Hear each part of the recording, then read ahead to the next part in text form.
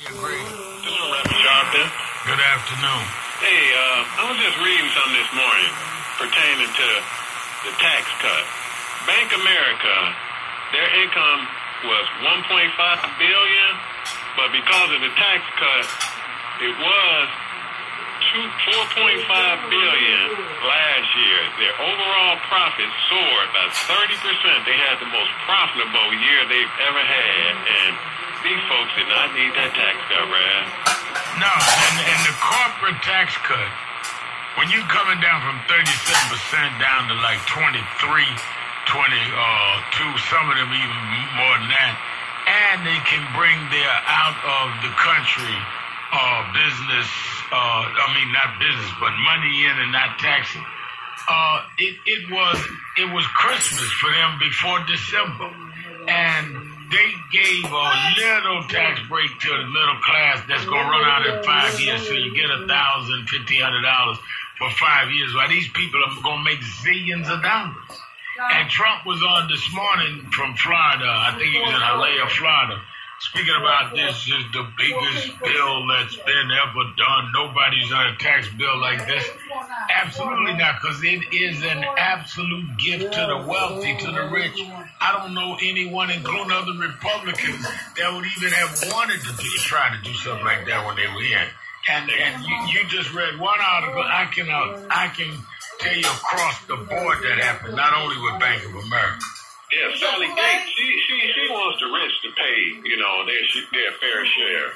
She's Right. one of those ones that's speaking up about that situation.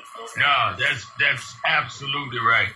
Let's go to Judge Daisy. Let's stay in Cleveland. Judge Daisy. Hello, Reverend Sharpton. How you doing, Judge? How you doing? How are you? And thank you so much for everything. And I really wish I could come to your convention. I cannot come for a lot of reasons. But one of the things that I hope that will be discussed at the seminars, I'm sure you will be discussing the fact that the police are killing so many black people in particular.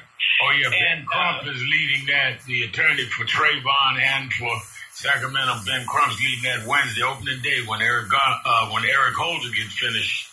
We put up the panel with Ben Crump. You're absolutely right. We're going to do that. And one of the things that I would like for them to discuss is to have try to get legislation in every state and also in the federal system. I think one of the things we need to emphasize to everyone, when a policeman kills a black person, that black person's life is just as valuable as the policeman's life. And they make such a big deal about they have to make these decisions in a split second. Now, what they could do, if they really feel that they need to shoot someone in order to save either the policeman's life or another person's life, they could just shoot to disarm him. They don't have to shoot to kill. Right. They could just shoot if they feel that it's absolutely necessary. Well, first of all, it's not absolutely necessary to kill anybody to defend any property.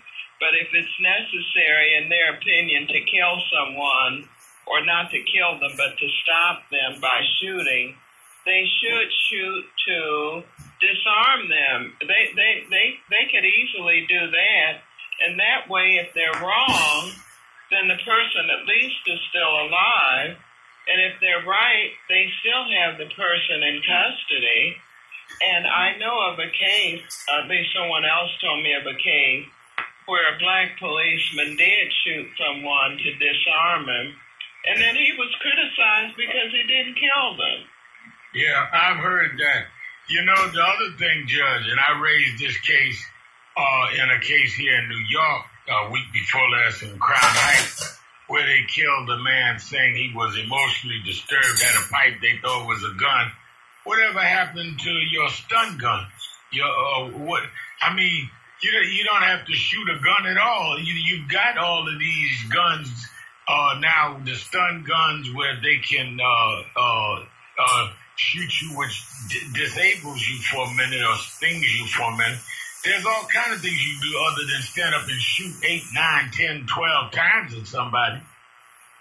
Well, that's right, and I just hope that they will try to come up with some legislation and I don't know what other things that they can come up with, but right now that's what comes to my mind. One of the things, not to take it away from the panel that on opening day of the convention, one of the things that I hope we come out with is not only legislation, but then ask all of the officials as they come, will they support the legislation in the Senate, in the Congress, and if they are elected or even run for president. I think that we've got to not only draft the stuff, but tell the people in power, you need to champion this. And I think you raise a critical issue. We need legislation federally, so it supersedes any of the state laws on what are the parameters of policing. What is justifiable use of lethal or deadly weapons? Where's the line? And there was a time you'd say you can only shoot if you're a policeman under life extenuating circumstances, like if somebody is pointing a gun to shoot at you and you know it's a gun. Well, why isn't that federal law? Because all of these shootings that we're dealing with, from Eric Garner to Michael Brown to Sacramento, they did not have a gun. So why was deadly force used? There was no gun at all. And even first of all, with Eric Garner, they didn't even think it was a gun because they had him and grabbed him and choked him. With Michael Brown, they claimed he tried to reach the officer's gun. None of us ever believed that. How could somebody reach for your gun and then you shoot him that many times? And in the case of Sacramento, where they're trying to say they thought his cell phone was a gun, how, when you got a helicopter overhead and you end up shooting him in the back 6 times? So there needs to be federal legislation. You're absolutely right, Judge Daisy. Thank you for your call. Let's go to Gary in Philadelphia, WURD, home of Charles Ellison. How you doing, Mr. Al Shelton? I'm good. All is well. God bless you and the station that we have to be a voice our opinion. You know, as far as what happened to the brothers, but it always seems that something's happened to us as a race of people than any other people. You got people moving in our communities, taking over our communities. You got Starbucks moving into communities that they only move into communities when they know that they can get $4 and $5 for coffee. The thing is that, you know, the president that we have now has caused a lot of things to surface, and it's amazing that he said he's going to drain the swamp, but looks like the creators involved because everything is working in their reverse. Today, right now, there's hearings with Cohen. There's the woman with the sex scandal with the president. There's the guy from the news, Fox News. Yes, Sean Hannity is his other class. That just came across. So it's amazing, you know, draining the swamp means a lot. I mean, things are coming out that we really didn't even know about at all. It's just totally amazing. And this thing with the Starbucks thing is out. So a lot of things really in spite of ourselves are servicing, and the creator is right in the mix, and people really don't see it. And I'm starting to see what's really going on. So I'm watching things, and I'm seeing things change. And I hope that we continue to stay in the fight. That's the whole important thing of all of these things, servicing that we never, probably ever knew about.